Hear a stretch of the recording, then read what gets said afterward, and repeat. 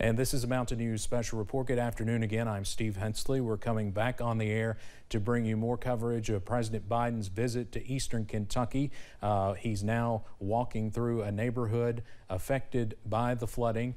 As you can see, talking there with what I assume are some flood victims.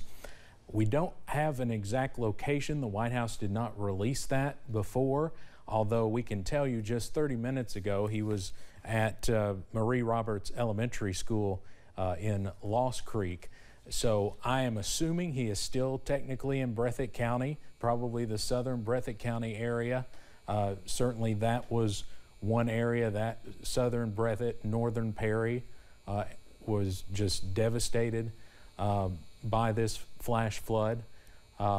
We hope to hear again from the president following his meeting with some of these flood survivors.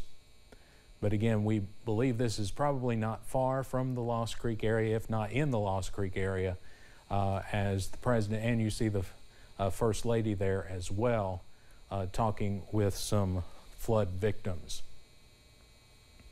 Just to go over the itinerary for the president for the rest of the day, we hope that he will be delivering some remarks as soon as he's through greeting folks here. He is scheduled to leave. He's maybe a little bit behind, but he's scheduled to leave from the Wendell Ford Airport in Perry County at around 3:25, and then fly on a helicopter to Bluegrass Airport in Lexington, where he's expected to leave there around 4:20. He arrived earlier this morning around 10:45 at Bluegrass Airport, then flew into Wendell Ford Airport just north of Hazard in Perry County, touched down around 11:45, and then the last time we saw him, he was with the governor and First Lady Brittany Beshear, also Congressman Rogers, at Marie Roberts Elementary School in Lost Creek. But again, what you're watching now is the President of the United States, Joe Biden, visiting a disaster zone in Kentucky for the second time in his presidency. Of course, the first time was after the deadly December tornado outbreak out in western Kentucky, and now he is visiting eastern Kentucky for the first time as President of the United States. Unfortunately, it is for one of the worst disasters that we've ever seen. Earlier today in the briefing at the school there in Breathitt County, Marie Roberts Elementary, I believe we're still trying to get clarification on this. I believe we heard them say the death toll is now up to 38. It had been at 37 for several days, but we know that there are more missing. We hope not too many more. Still don't have a firm count. Earlier we were told there was nobody still missing in Knott County, and apparently that is not accurate. There is at least one person still missing in Knott County. And we know for a fact from state police that at least 2 women are still missing in Breathitt County. They released their names actually yesterday. If the death toll has risen to 38, we have not heard yet where that additional death is out of. We were also told late that last week that there may be additional people missing here in Perry County, but that is honestly still unclear, and I haven't heard an update on that so far this week. It looks like a line of flood victims there waiting to greet the president, and he's going down the line and talking to each person. So it could be a little bit before we hear from the president again. A few things that mentioned earlier in the briefing: only 200 still without power across the region. This is about a week and a half later. About 200 still without power, and I believe the peak power outage number was more than 23,000. So now down to just 200. Still lots of folks without water, although that number is considerably down from right after the disaster. We don't have a firm number on the folks still without water, although we were told this morning there are still 600 customers without water service in Knott County, and I know there are many still without water in parts of Perry County as well. Also worth mentioning here that we have received word just today that Senators Rand Paul and the Senate Minority Leader Mitch McConnell will both be in the area tomorrow. Senator McConnell will be here both tomorrow and Wednesday, and they are planning a number of stops in several counties across the region that were hit hard by the flooding. And of course, we'll be covering their stops as well. They have been in Washington. Were in Washington, I believe, when this disaster happened, and this is likely their first opportunity to come to the region and see the flood damage for themselves. Of course, they've both spoken about it from Washington, but again, we expect Senator Rand Paul and Mitch McConnell here tomorrow. As you can see there, President Joe Biden and the governor continue to pause for a picture, it looks like, with some of the flooding survivors. And again, we don't have an exact location. We believe this is still likely in southern Breathitt County. Certainly one of the hardest hit areas, along with Perry, Knott, and Letcher. But so many counties affected. In fact, I just got a news release that some more counties have been added to the disaster declaration in eastern Kentucky. Those counties are Leslie, Magoffin, Martin, and Whitley counties.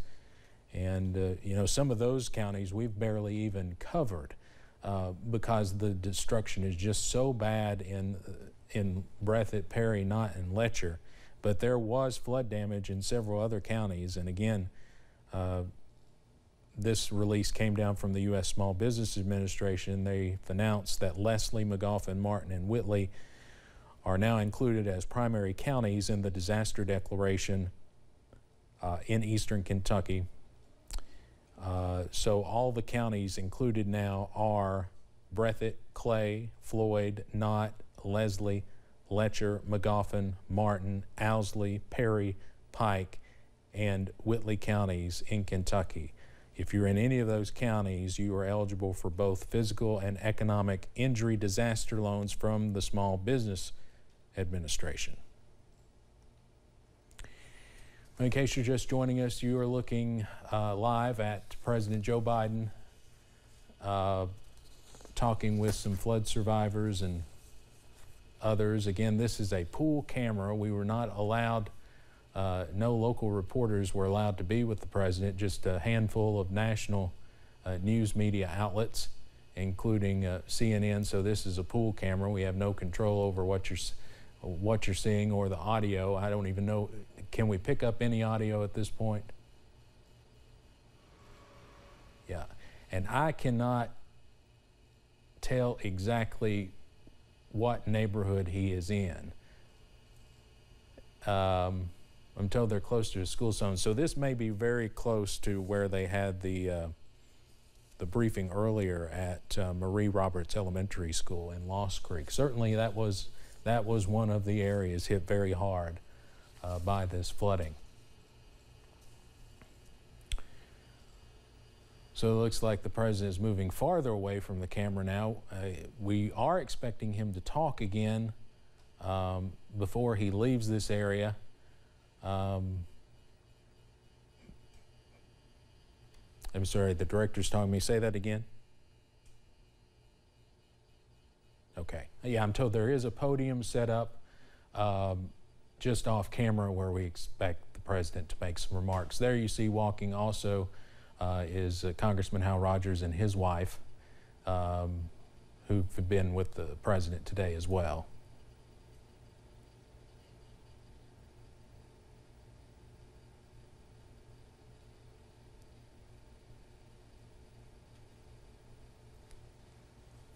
I tell you what, while we're waiting and don't have a great picture, why don't we go over the FEMA mobile registration centers again? We have those we can put up on full screen. We'll continue obviously to monitor the live picture, and we'll go back to the president when he starts speaking. These are important information for those who've lost their homes or had damage. Obviously, FEMA is in the area now, and even if you're denied, we're told you should keep at it. And even if you're denied the first time, that doesn't mean that you will not get assistance. But here are the FEMA mobile registration centers. These are open daily from 7 a.m. till 7 p.m. Now this is where you go to register with FEMA. There are a lot of these locations. You saw the first few there. So there are locations in Breathitt, Owsley, Clay, Floyd, Letcher, Pike counties, and you can see the dates there. We also have all of this information on our website at WYMT.com. Now, new today, there is a disaster recovery center open in Knott County at the Knott County Sportsplex, and also at Clay County at Oneida Elementary School. The Clay County one is open 7 a.m. to 7 p.m. Monday through Saturday, and 1 p.m. to 7 p.m. on Sunday. I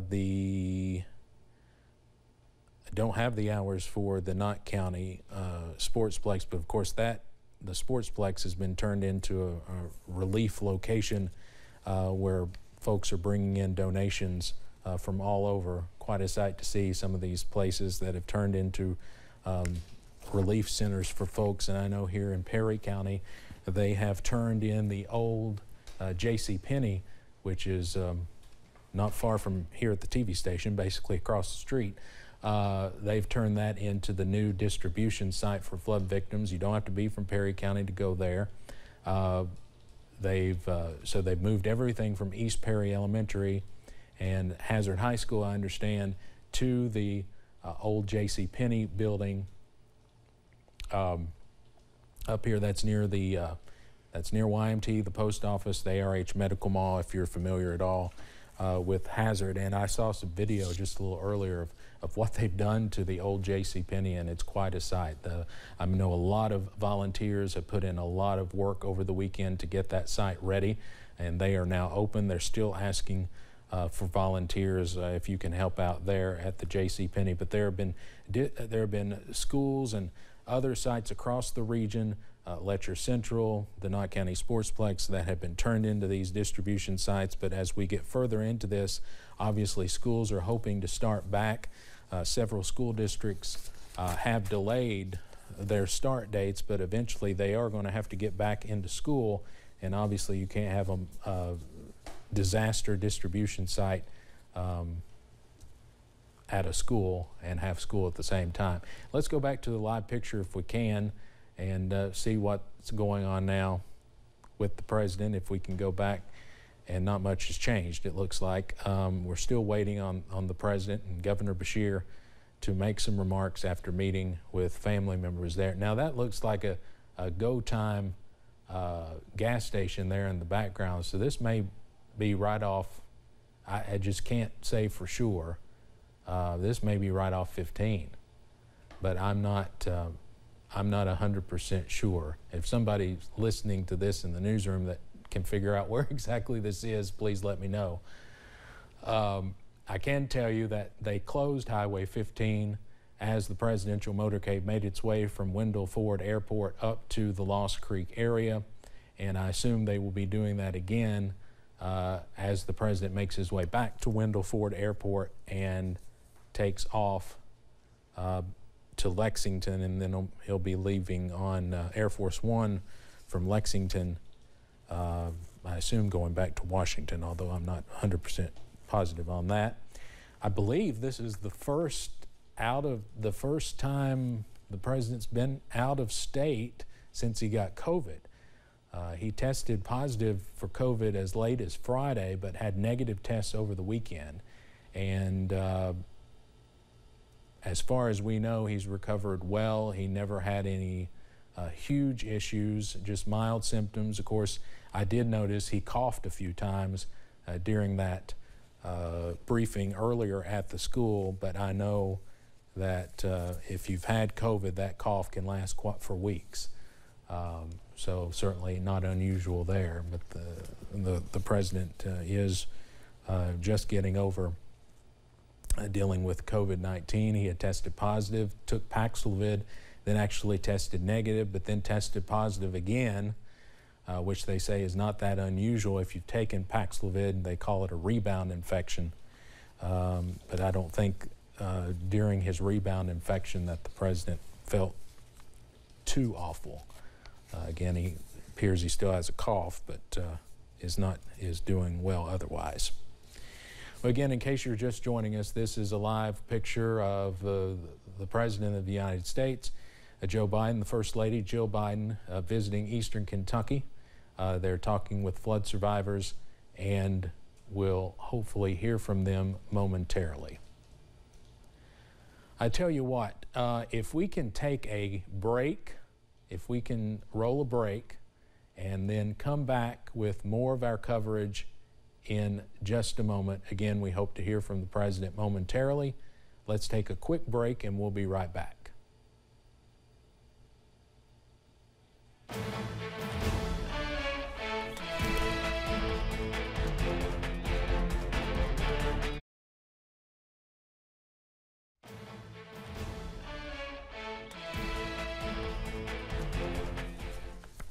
And this is Mountain News Special Report. Good afternoon. Again, I'm Steve Hensley.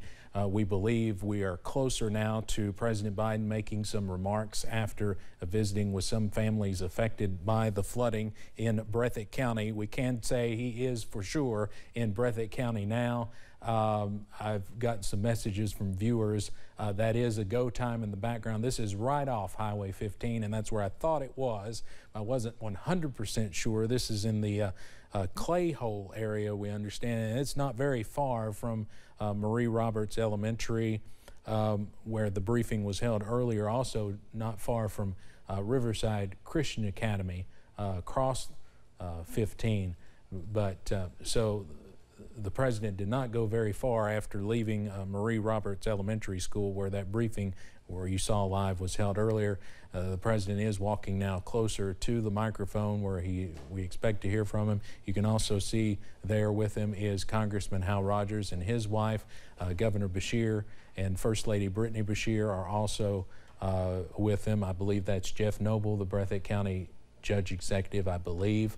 They're walking with the president. So again, this is live in Breathitt County, and we expect to hear from the president in just a moment. There you can see in the background some of the debris from the flood. There obviously a trailer that's been destroyed, and the president is now at the podium. Let's see if we can pick up the audio.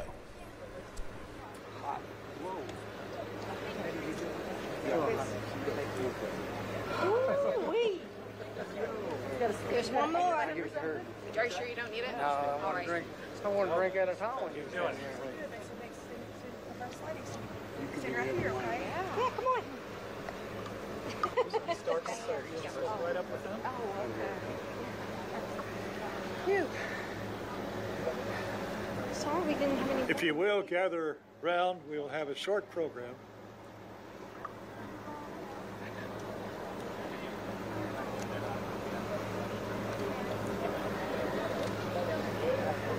Hands hot. Want me to pour some water on your hands? Dad, Mom. Thank you. Thank you. Jackson. Hey, right over here. Jack. I feel better. You got it. It's okay. He's all right. Now, Jackson, you're speaking first, right?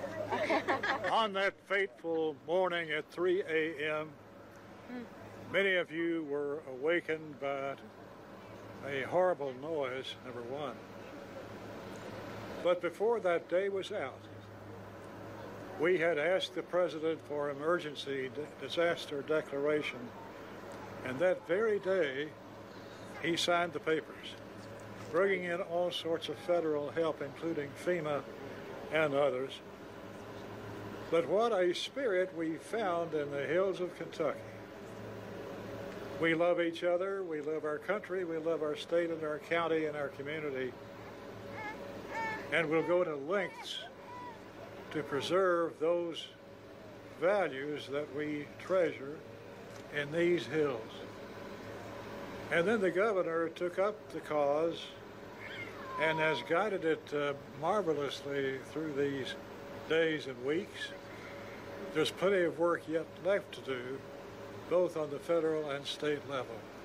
But we're also very excited that in the crowd with us today, helping survey the situation, is our own president, who is seeing to the needs of this region and doing what he can to help ease the pain. So, let me say a word of welcome with you to our governor, who has been on the spot over these past few weeks and days.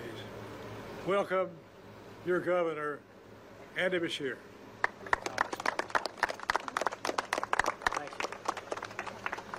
Thank you to Congressman Rogers, who has been a fierce advocate for Eastern Kentucky for so many years. Thank you all for being here. Less than 2 weeks ago, this region suffered the most devastating, destructive flooding to hit our Commonwealth in my lifetime. At least 37, now I believe 38 lives were lost, including 4 young children. Communities have been destroyed, if not completely wiped off the map.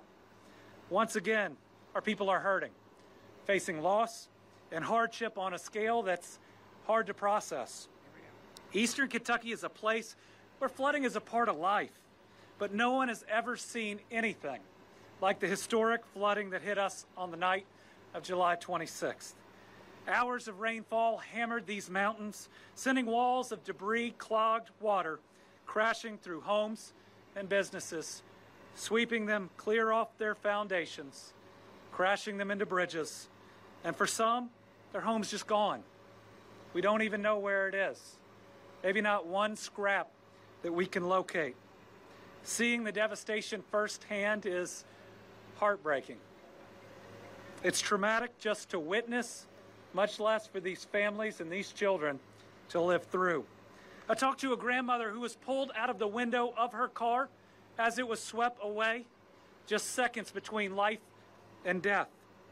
Brittany and I sat with a young family as they showed us pictures of the homes that they had worked a decade to build, one that they were so proud of that is a total loss. And as I stood at the site where we lost those 4 children, nothing remains of that house but a little plastic swing is still sitting in the back where they would push 1 or 2 of those children, the oldest of which was in 2nd grade. The tragedy just comes all that much more home. And it comes just a little over a half a year before the deadliest tornado outbreak in our history took the lives of 81 of our fellow Kentuckians. And it comes amidst a one-in-a-century global pandemic that's taken more than 16,300 Kentuckians from us. All these people are children of God, taken far too soon.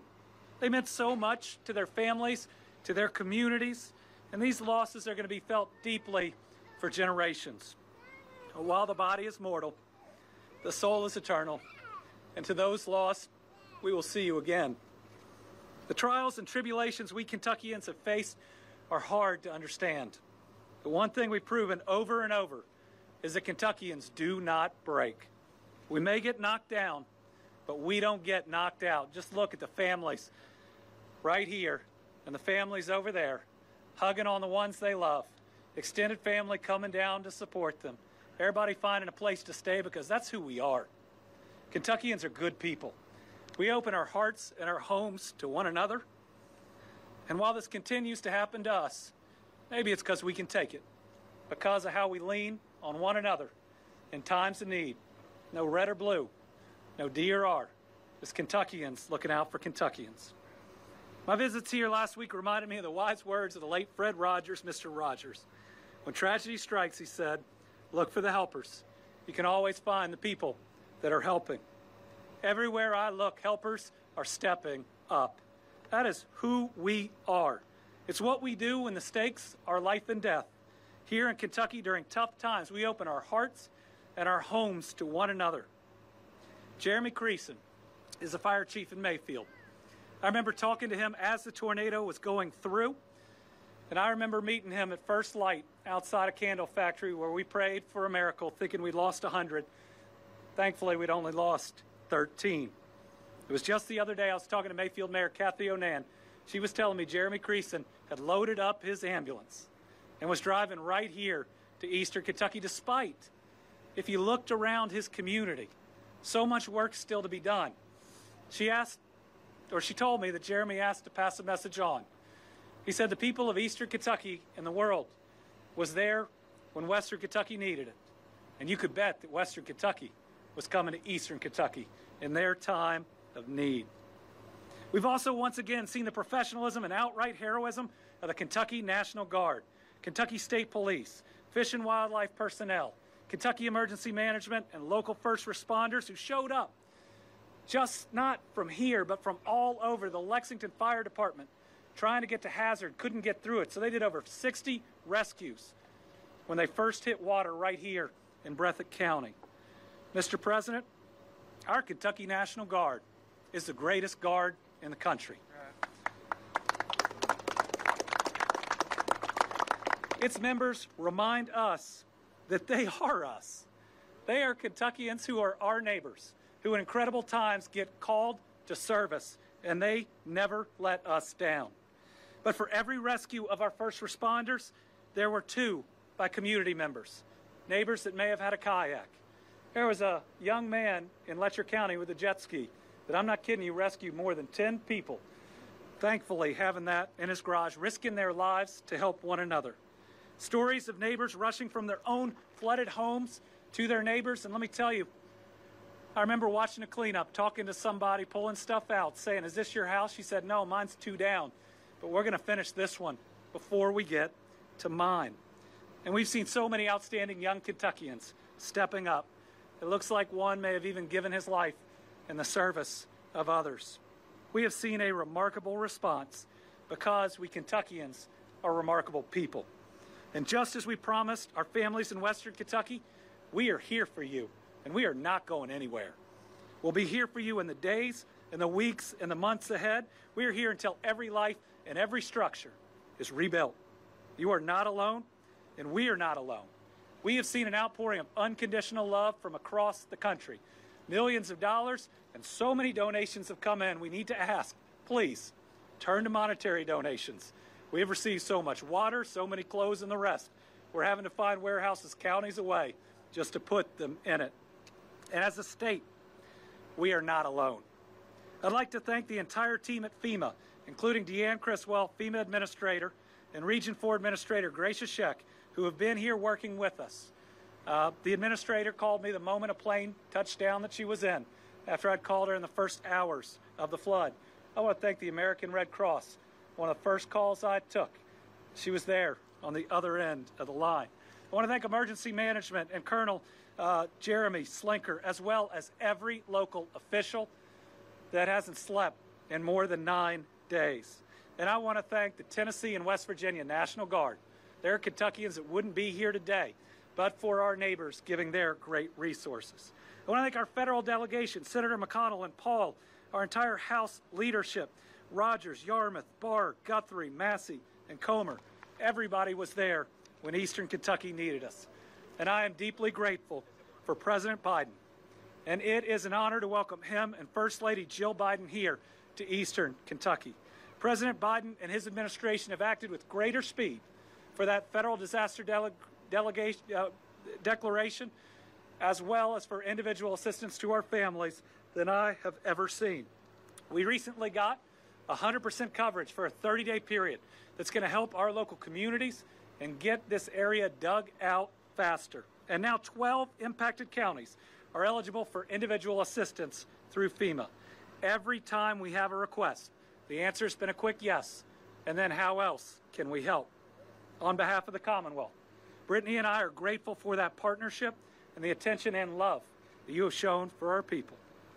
But I have one more important ask for what else can we do? In Western Kentucky and across the country, and we've had this discussion, too many people are being denied by FEMA for technicalities, and too little is paid to those that get through the system. The people of Eastern Kentucky have lost everything. Most just have the clothes left on their back. No insurance, no other coverage. Now is the time to fix this issue. And because of this president, FEMA is doing things to help our people right here, right now, that we have never seen done before.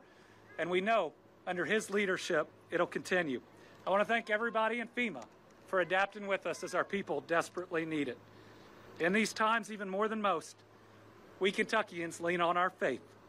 I believe we see God in the response, and that's a good thing because we have so much more to do for the people here. In the book of Joshua, God says, "Be strong and courageous. Do not be frightened.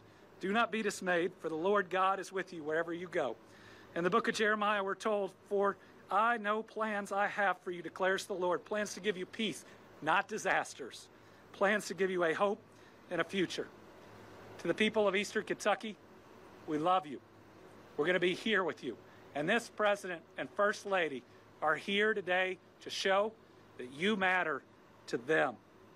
Now I'd like to introduce you to a president who has been there in times of disaster each time we've called and is making things happen that we have never seen before, President Joe Biden. Well, thank you very much. Folks, I was going to give more formal remarks, but can y'all hear me? Is this on? You know, I got to meet several families. Got to meet the family back here on this side of the road to see what's happened to their properties, their trailer, everything they had, and how they come together. No complaining, just getting up and going to get it done. And I walked across the road, another family. One family, gentleman, his trailer is all the way up at the other end of the property, gone. And you know what? When I started talking about what we could do, he said, well, you know, we Kentuckians don't want to ask for too much. Catch this. We don't want to ask for too much. We're used to having neighbors help us out. We don't know that the rest of y'all, everybody else should be doing this. I said, what are you're kidding me. Not seriously, what are you talking about? And pointed out that here's the deal. It is true that the people here in this community in Western Kentucky and the folks I met in the tornado, they're not just Kentuckians, they're Americans. They're Americans. This happened in America. American problem. And we're all Americans. Everybody has an obligation to help. We have the capacity to do this. It's not like it's beyond our control. The weather may be beyond our control for now, but it's not beyond our control.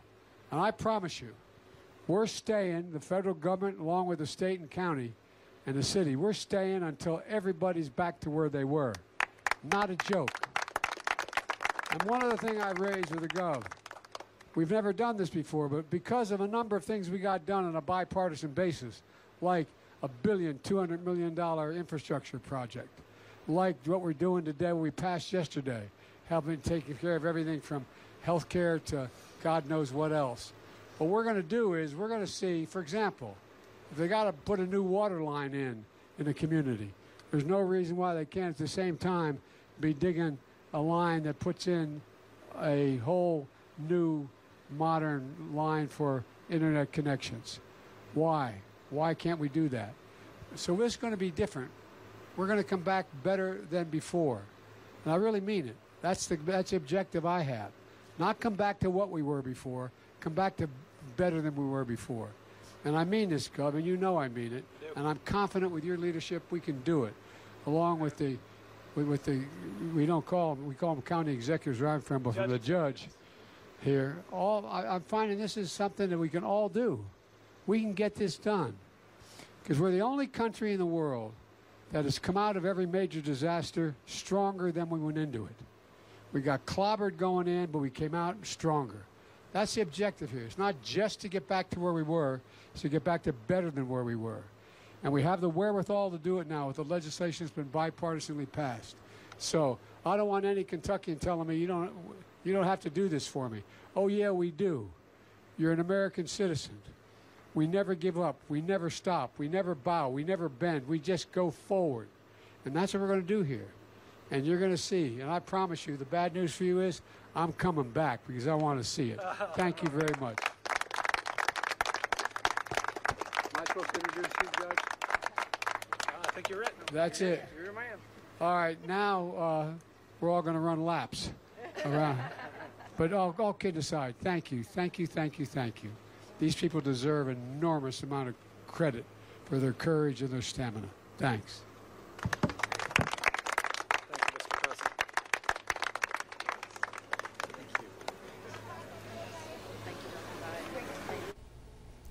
I don't know if we can keep the live picture up while I talk over it. It looked like the president may be going to talk to some more folks. I don't know if they're, there we go. Is that Rocky Atkins there? It looks like him, yes. Shaking the hands of the president. Well, the picture's getting a little rough now. Again, this is pool camera. This is not air footage. We were not allowed to have air crews with the president. Only a select number of national media crews are there. This is what we call a pool camera, the same footage everybody else is taking. But obviously, the president is in an area where there doesn't need to be hundreds of people. It's a disaster zone. This is right off Highway 15. I haven't driven through there since the flood, but I've heard stories about how just terrible it looks there all along 15. He's in the Lost Creek area.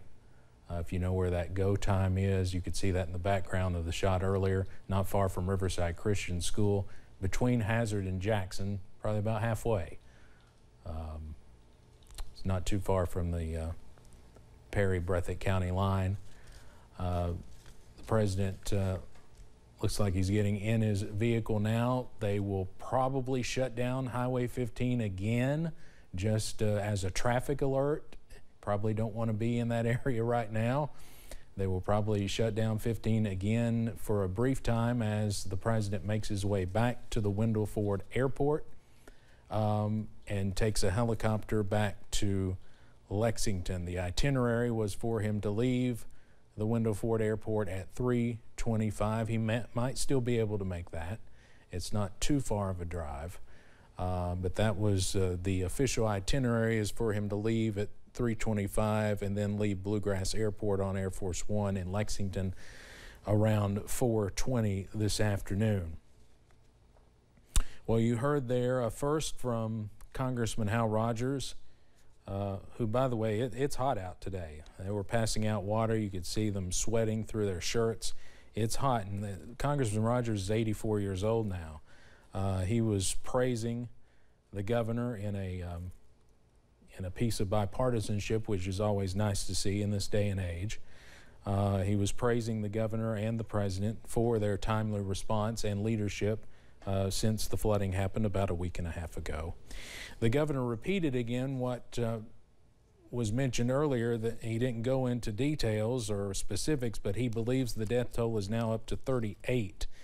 We don't know what county that additional death is believed to be from, but the governor says he believes 38 are now dead. He repeated this, and I've heard him say this more than once, that this is the most destructive flood in his lifetime. The governor and I are about the same age, and it's certainly the most destructive flash flood in my lifetime that I've seen here in eastern Kentucky. And of course, the worst natural disaster in my time at WYMT before this was the March 2nd tornado outbreak, which, yes, it was terrible in the counties where tornadoes touched down. And they'll probably never see anything like that again. But this was quite a bit more widespread and certainly destructive, and now the death toll is quite a bit higher than the March 2nd tornado outbreak. The governor did mention one thing, and I've heard this from others too.